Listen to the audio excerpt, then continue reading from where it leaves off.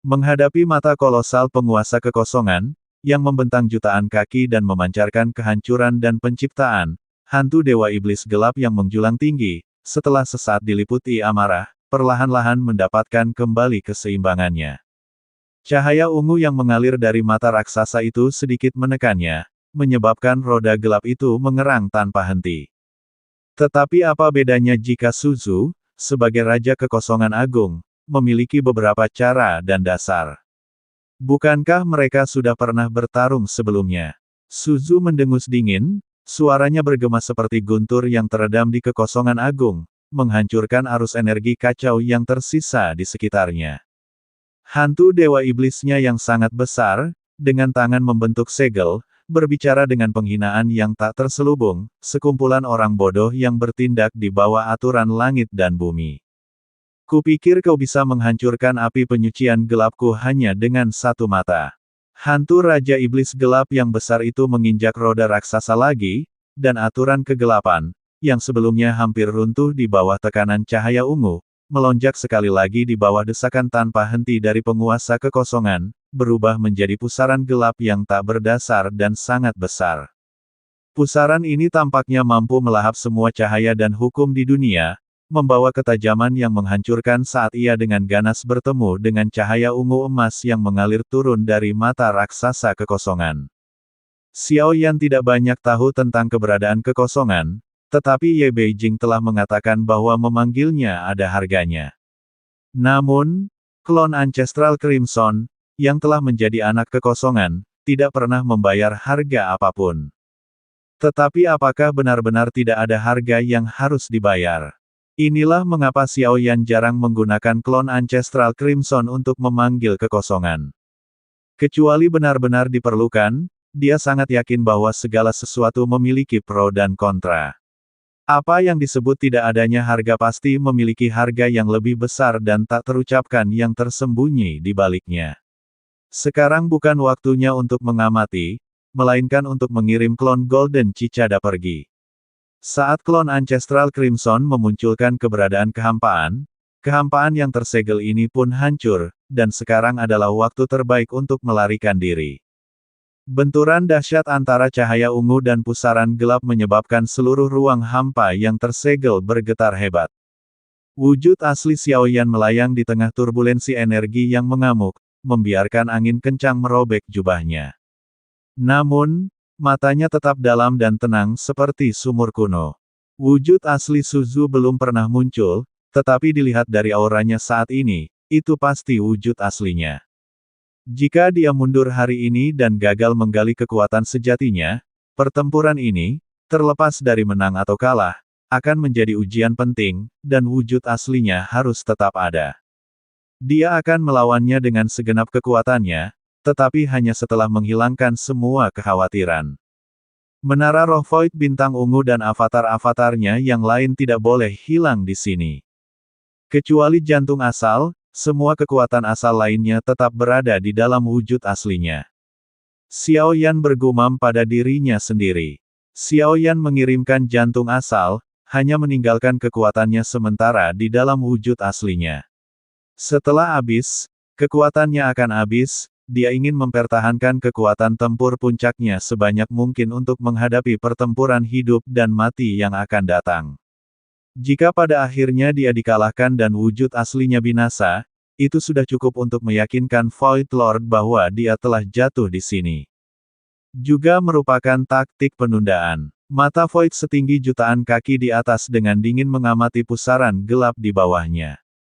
Di dalam mata itu, cahaya ungu mengalir, seolah-olah kekuatan kuno sedang dikumpulkan, sekarang. Xiao Yan dengan tajam menangkap momen ketika pupil mata sedikit menyempit, dan hukum spasial yang disegel oleh rantai gelap di sekitarnya menunjukkan relaksasi dan kekacauan sesaat. Jiwa Void aktif kembali, dan Xiao Yan dengan tegas mengaktifkannya sekali lagi. Kali ini, dia tidak menahan diri, melepaskan kekuatan jiwanya seperti bendungan yang jebol ke dalam klon jangkrik emasnya. Klon jangkrik emas, yang membawa menara roh Void bintang ungu, berubah menjadi aliran cahaya yang hampir tak terlihat, sekali lagi menghilang ke dalam celah Void yang dalam. Kali ini, Tidak ada dinding besi yang tak dapat dihancurkan, atau aturan gelap yang mendominasi yang menghalangi tekanan mata Void. Itu benar-benar menghancurkan blokade spasial Void Lord. Di dalam lorong kehampaan, klon jangkrik emas melesat maju, menembus lapisan kehampaan, akhirnya muncul di medan perang lain. Namun, Wulong dan Ye Tian hadir, cukup untuk mengawalnya pergi. Senior Wulong, Ye Tian, tidak perlu bertarung lagi, cepat mundur. Suara Xiao Yan terdengar dari klon jangkrik emas. Wulong segera melindungi klon jangkrik emas, dan meskipun Ye Tian enggan, dia akhirnya mengikuti Xiao Yan mundur.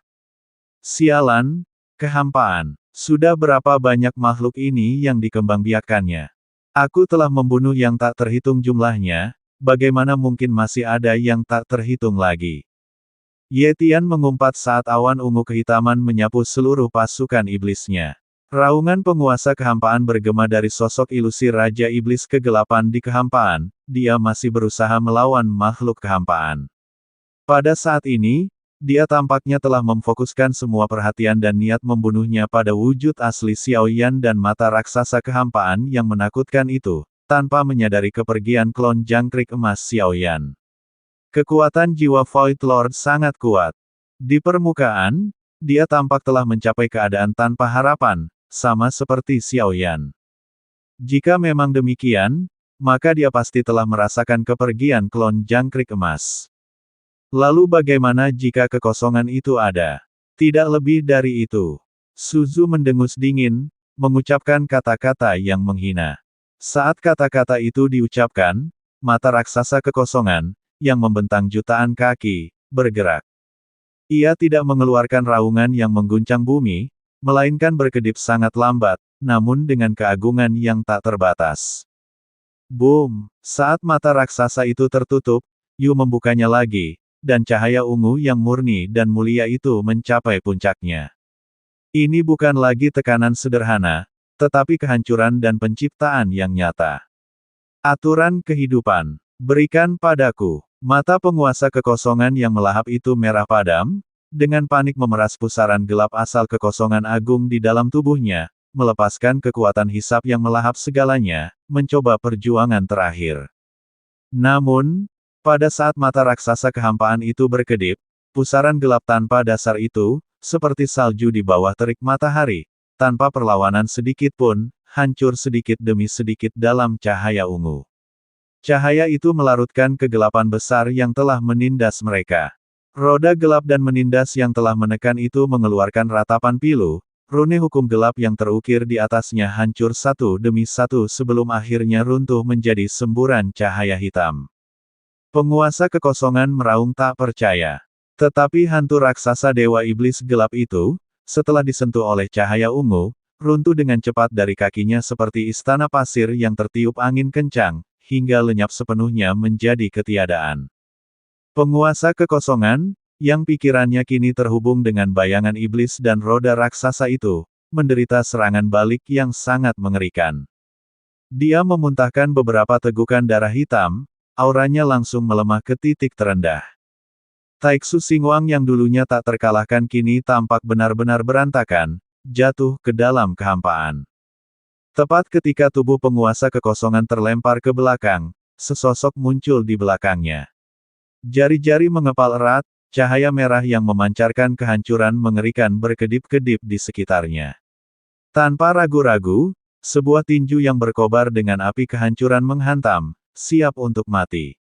Gigi Xiao Yan bergemeletuk. Pikiran tentang ketiga Dewa Agung yang telah ia bunuh dengan kejam semakin memicu kebencian dan niat membunuhnya hingga ke titik ekstrim.